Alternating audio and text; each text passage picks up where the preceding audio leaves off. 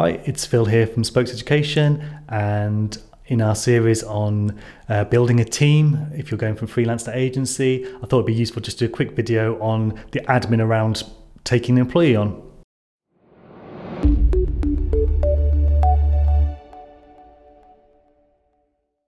So there's a few things you're going to need to do when you take a new starter on, and you can get some help if you get a good accountant. They can help with a lot of this stuff, but I thought it might be just to kind of give you a bit of a heads up on what's involved in taking a new member of staff.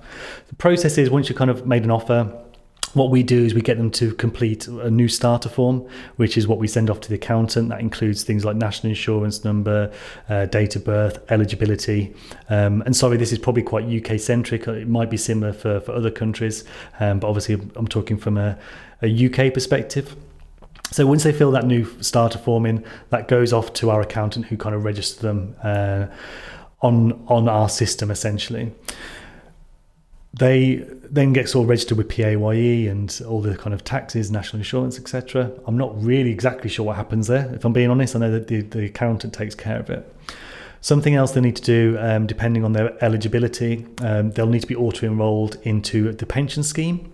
So it's the law to have a pension scheme, and what you'll need to do is contribute a percentage. I think at the moment it's 3%. The staff member has to contribute 5%, and you have to contribute at least 3%.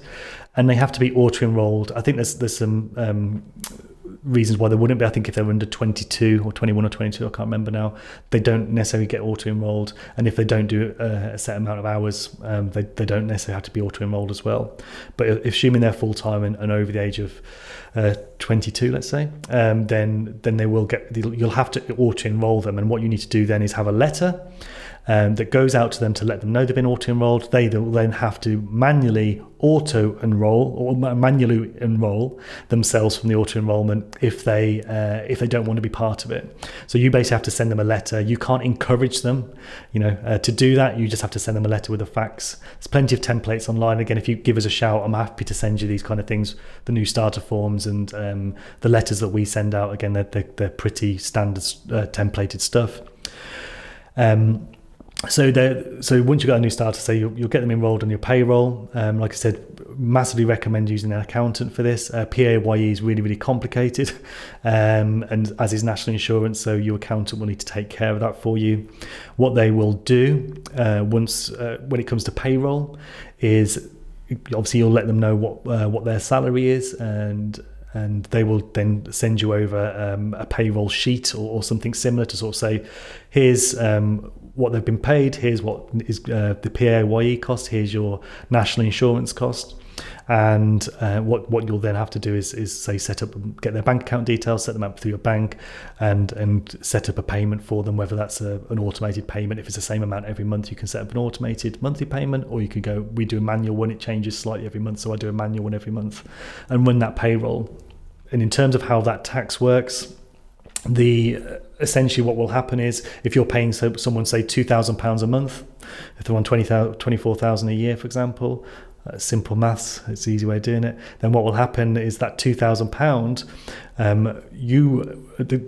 the staff member, you will pay them whatever that is. That's probably going to be around about £1,600, say, and that £400, which is going to go in taxes, will be paid for you through the PAY scheme. So you'll actually be paying the full £2,000, but you'll be paying £1,600 to your employee. You'll be paying the rest of it either through national insurance or through the PAYE scheme. So essentially that £2,000 is still accounted for, and you're the one still paying for it. With the PAYE, our accountant logs it on the platform, so we get a notification it needs to be paid, but you have to log into the government gateway and pay that manually every month. So I don't know why they do that. It's just one of those things. I don't really understand why they do a lot of things, but just to be aware of that. And obviously if you don't pay it in time, you have to pay it pretty quickly. There's quite a small window to do it, and if you don't do that, you do get fined, and they do add interest, I think, as well. So I've done that a couple of times before when I forgot to do it. And also you need to bear in mind that they want, I think it's 7 days before, they say it takes 7 days for it to process as well. So you need to do it 7 days before the deadline. So yeah, it's a bit of a pain.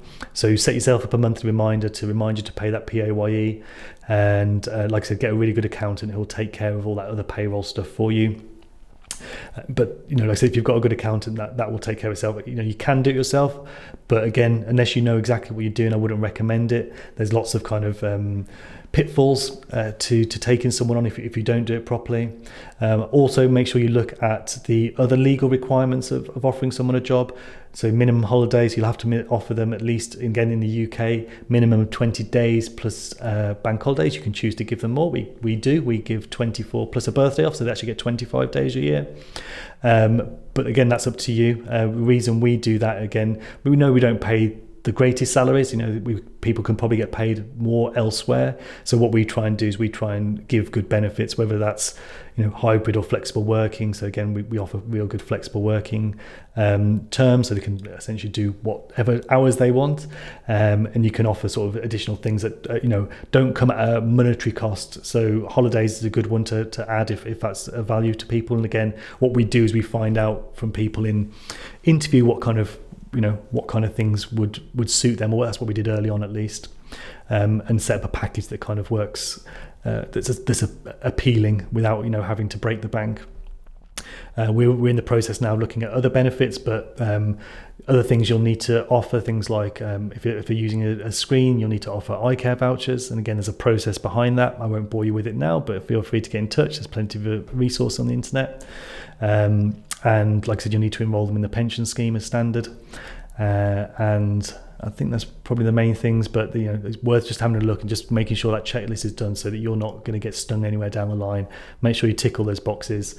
And again, your accountant, again, make sure you get a good one. I can recommend one if you need one. On the go accountants, I'll give them a shout out. They've been really, really good. They've been amazing for me, and say they take care of everything, and they're very reasonably priced. Sorry, it sounds like a promo, but yeah, if you need someone, then they're a great person to go to, great company to go to. But it's just the key thing for me, find a really good accountant that will take care of it for you, and it should be pretty straightforward. And then just make sure you set up those reminders to make sure you're doing that checklist of things you need to do from a legal perspective, and then to make sure your tax payments are done as well. So yeah, I think that's it. Obviously, as always, any questions, feel free to give me a shout. And if I've missed anything, let me know. But that's it. Thank you very much. See you next time.